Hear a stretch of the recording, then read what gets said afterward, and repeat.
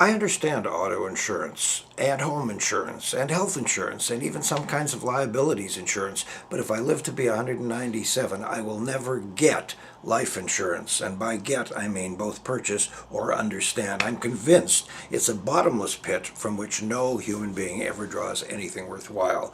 If you crash your car or some other hapless dolt drives into you, yes, it's a good thing indeed that you've paid into a system, public or private, that will largely cover the cost of getting your car or the other guy's car fixed or replaced with a car of somewhat value. If your home burns down or suffers some Niagara of brown water filling the basement or the front hall, it's reassuring to know that Mr. Rebuild It will be along momentarily and that his invoices will go to that marble floored tower in the downtown core and not to the temporary room you're occupying at a motel or in your in-law's basement.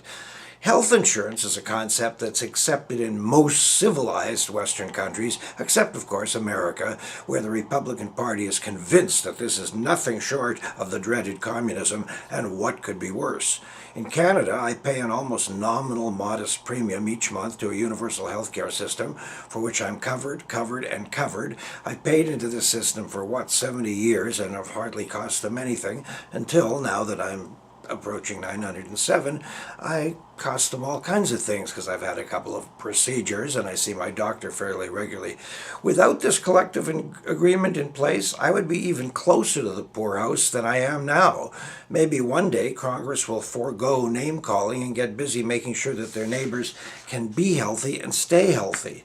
Now, what if you're running a restaurant, hotel, or garage? It seems to me reasonable that you should be able to buy the kind of insurance that protects you from having a total stranger break her ankle in your front hall or during a snowstorm in front of you and suing you into bankruptcy.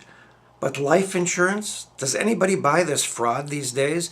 Pennies a day is what you're told. To what end? Do you know anybody who's ever collected on a life insurance policy? Has there ever in the history of documentation been more arcane rules printed in smaller and smaller print than in insurance policies? Here's a few alternatives to life insurance, each of which will guarantee you better returns in the long run. Real estate, banks, blue chip stocks, gold mines, the circus, cruise ships, internet startups, and herbal cures for almost anything. Here's what consumer advocate Ralph Nader had to say on the subject. Quote, "For almost 70 years, the life insurance industry has been a sacred cow, feeding the public a steady line of sacred bull. Moo. Pickle. There are no guarantees in life. Beware of insurance salesmen. Like politicians, the really good ones are charming psychopaths." Oh, but can I just show you the conditions on this policy?